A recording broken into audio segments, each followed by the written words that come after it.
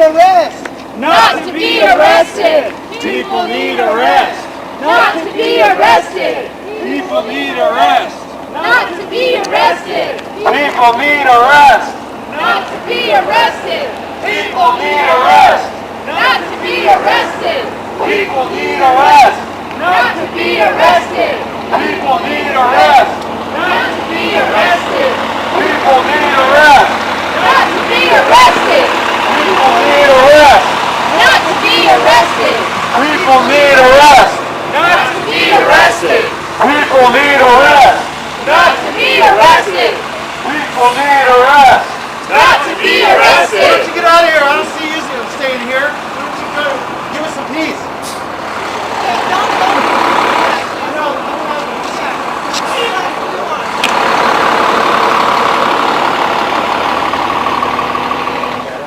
Yeah. Let's stay right out here.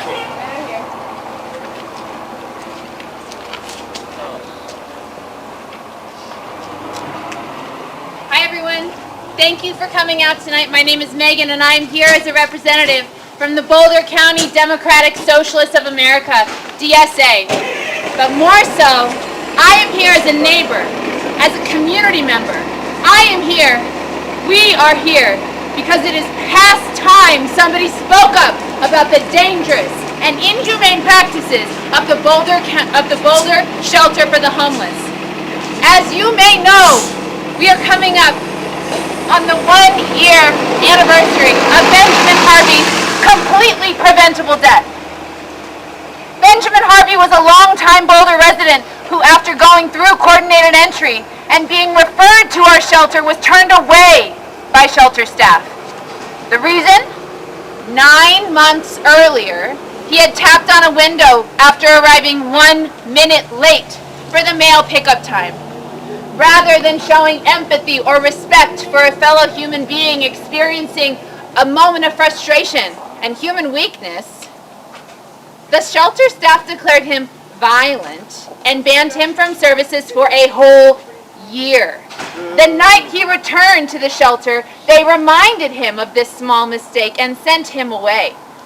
He died that night, following the city's camping ban law that forbids people, but not dogs, from coverings like a blanket. He froze to death. There was a public outcry after Benji's death, which led the Boulder City Council to recommend that the shelter make a number of policy changes that might protect residents from such a fate in the future. These protections would have given residents the right to challenge shelter suspensions and bans through a process of binding third-party arbitration. The shelter and Greg Harms refused. In fact, a whole year has passed and the shelter has made no substantive changes. In the meantime, we, allies and advocates for the people experiencing homelessness in our community, have been asked for help. Shelter residents fear speaking up because even small infractions like a disrespectful tone can lead to severe punishment. Our neighbors experiencing homelessness have come to us with stories that people are still being subjected to arbitrary and inconsistent rules, that people are still being kicked out for minor offenses with no warning, that residents live in fear of misstepping around a cranky staff member lest they be turned out onto the cold streets. And so tonight we are back. We are back to be a voice for the voiceless. We are back with a letter of demands for Greg Harms. We are back with the strength of more than a dozen community organizations, and we are back with the pledge of support from nearly 300 community members. More every day.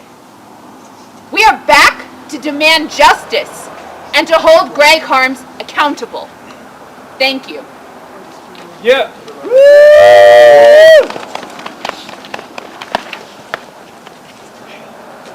If you're lucky, you get to be one of the 160 or less people a night to stay at the Boulder Shelter for the Homeless.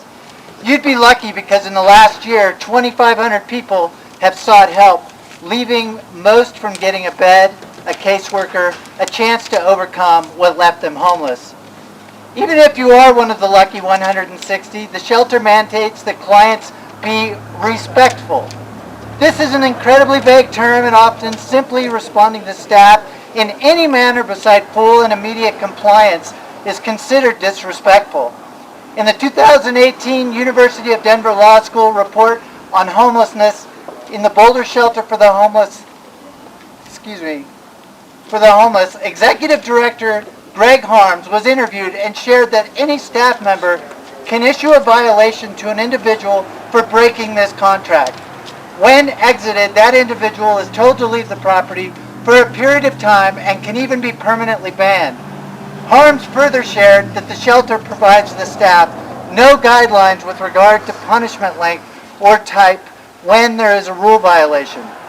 To put this in perspective, for failing a vague demand from shelter staff to respect my authority, the same staff, given no guidelines on punishment, can kick you out for a day, a week, a year. Should you find either the alleged infraction or the punishment unwarranted, tough luck. You can file a grievance. But guess who reviews such complaints? Shelter management. I've helped someone try this process, and I can tell you it's a sham.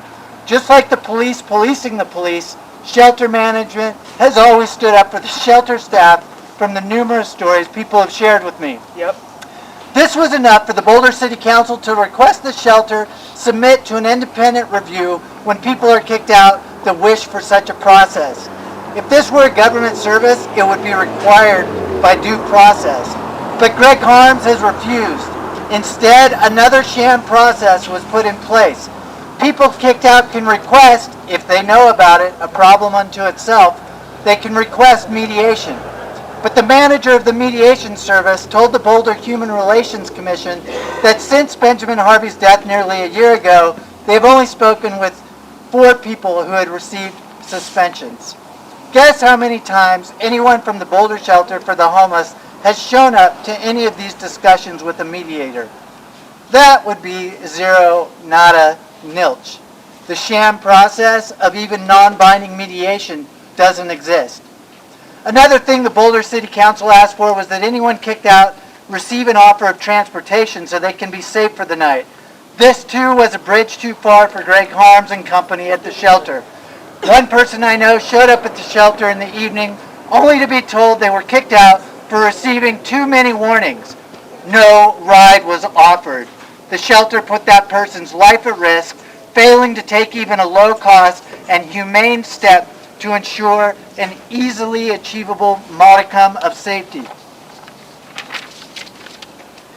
I'll end with the warning system. It's another sham process. People staying at the shelter often have no idea they have reached the 3 or 4 warning count that gets them kicked out. Shelter staff doesn't tell people when they receive a warning, and at least in some, but maybe all cases, they wait until the person comes from across town to get their bed to tell them they can't stay because too many warnings have been issued. But no notice given. So people staying here have no idea what they did wrong. They just know they have to leave the property, and no transportation is offered. Did you walk 5 miles to get here? Too bad. Could we have told you in the morning when you left not to bother coming back? Yes, but we don't.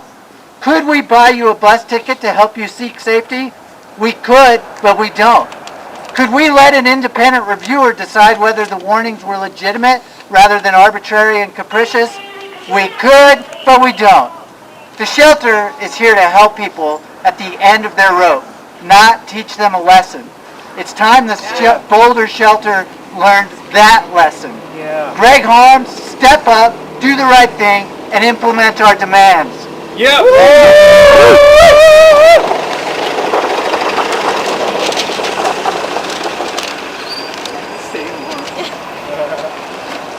Boulder Revised Code 6-1-7 requires every pet to have shelter. But under Boulder Revised Code 5-6-10, the camping ban, humans are restricted from shelter of any sort down to a blanket. In Boulder, rich Boulder, our homeless neighbors are treated worse than dogs. If you're homeless in our city and you can't get into this shelter, the law says too bad, go freeze. And that's exactly what happened to Benjamin Harvey on Christmas Day when he froze to death on a 10-degree night. That was a direct consequence of Boulder City law. It was a legal death by exposure in our city. Last September, in Martin versus the City of Boise, Idaho, the Ninth Circuit Court of Appeals ruled that if shelter is not accessible or adequate, it is cruel and unusual punishment under the Eighth Amendment to penalize people for seeking said shelter themselves. And that is exactly what the City of Boulder does by ticketing folks and jailing folks for the crime of using a blanket under its camping ban, even when they can't access the shelter. The exact pair of circumstances the court ruled was unconstitutional. The University of Denver Stroom College of Law reported that in Boulder, camping ordinance citations are given to people experiencing homelessness at a rate 500 times higher than housed individuals. You want more? Homeless members of our community face excessive scrutiny from laws like smoking tickets, which they receive at a ratio of 300 to 1 compared to housed persons. There is a pattern. The City of Boulder policy is clear. No more homeless people. Lock them up, bust them out, let them freeze, as long as they disappear. City policy will only change when us residents say no more, when we force them. No more deaths in our streets. Yeah.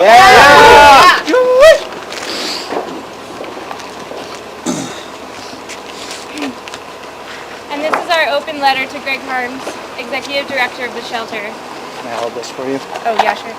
I can hold that. All right. Maybe. Mr. Harms, last Christmas in the early hours of the morning, a man named Benjamin Harvey was found dead in Boulder near the University of Colorado. Facing a year-long ban from the homeless shelter, Harvey froze outside in 10-degree weather without a blanket or a sleeping bag due to the city's inhumane ban on urban camping.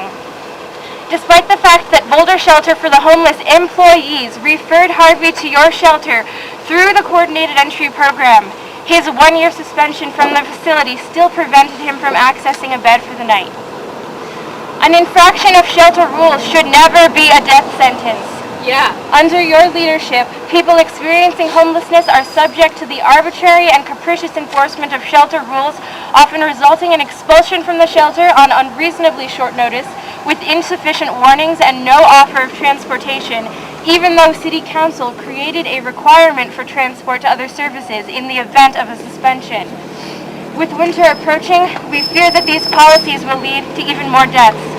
Resident efforts to draw attention to the inconsistency, favoritism, and disturbing lack of transparency in staff decision-making are met with further punishment. So they are faced with two choices: obey shelter authorities unconditionally or risk being sent out into the streets.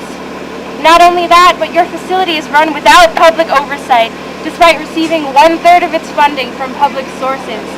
All of this amounts to an alarming lack of accountability for shelter staff, especially considering that they wield power over their residents' access to warmth, food, and a place to rest. It is clear that something must change.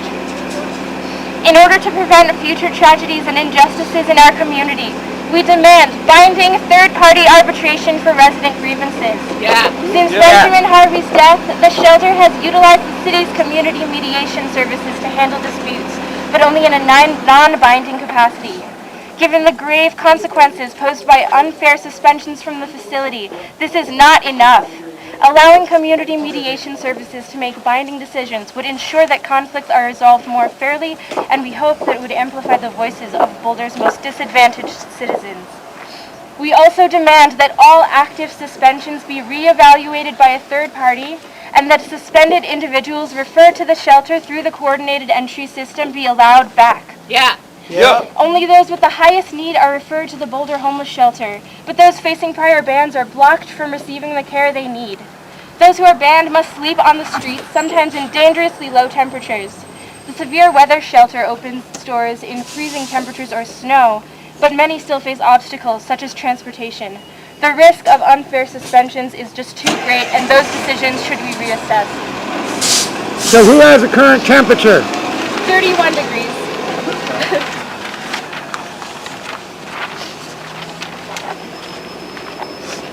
Finally, Finally, it is important that residents at your shelter are represented by people who truly empathize with their position and understand the struggles they face. Therefore, we demand that individuals who are currently or formerly homeless be given a place on the shelter's board of directors. No one better understands the needs of people experiencing poverty and homelessness than those who have dealt with it firsthand. It is necessary that those individuals are given a say in how the shelter is run.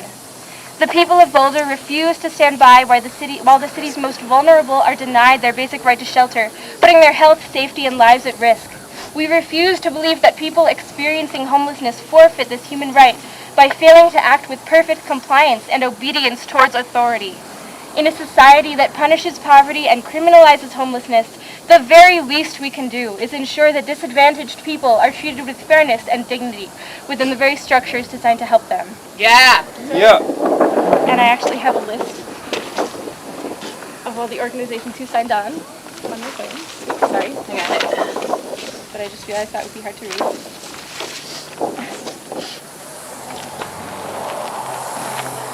Sincerely. Boulder and Broomfield County Democratic Socialists of America, Boulder Rights Watch, Boulder ISO, Denver Homeless Out Loud, Surge Boulder, NAACP's Boulder Branch, DU's National Lawyers Guild, Fem Left, CU Boulder's Committee on Rights and Compensation, the Rocky Mountain Peace and Justice Center, the Front Range Mutual Aid Network, and the over 280 concerned individuals who signed our online petition. Yeah. Yeah. Right. Thank you. So now we are going to give the letter attempt to give the letter to Greg Harms. Let's do it. Do you have another copy, or are we going to use this big copy? Yeah, I will use that one. All right. So it's in a different one. Oh.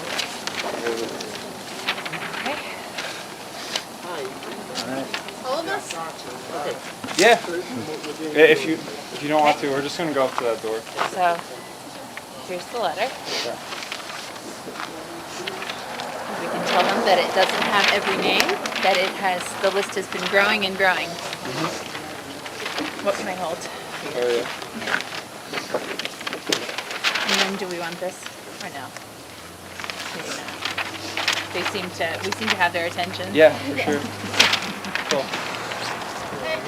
I think you gotta go that way.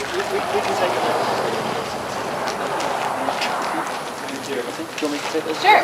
Yeah. Is Greg Harms here? So we've been asked to take the letters on his behalf. Is Greg Harms here? Yes, he communicated with the person that communicated with him, but he would not be here tonight. We've been asked to take the letters, so that's what we're doing. And what are you doing with the letter from here? We So will we'll deliver pass it on to him. Mr. Holmes. Yeah. Okay, Thank you. thank you guys. Thank you. Thank you. Thanks. People need a rest. Not to be arrested.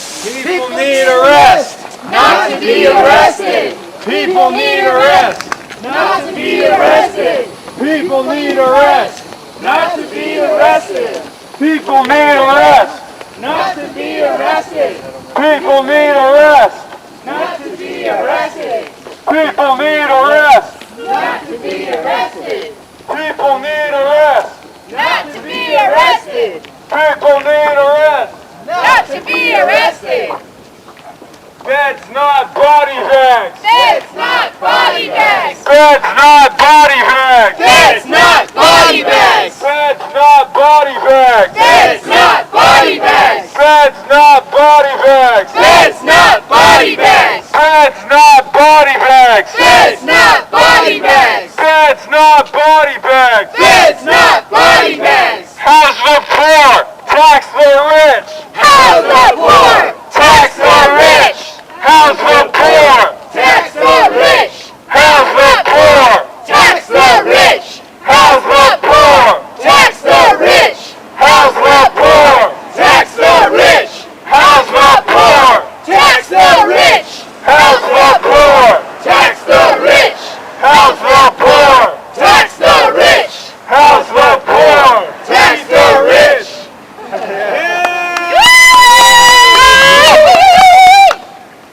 Okay. Success. Good Yes. Thank you all for coming out. This is awesome. This is a great showing. We definitely got the message across. I would say yeah.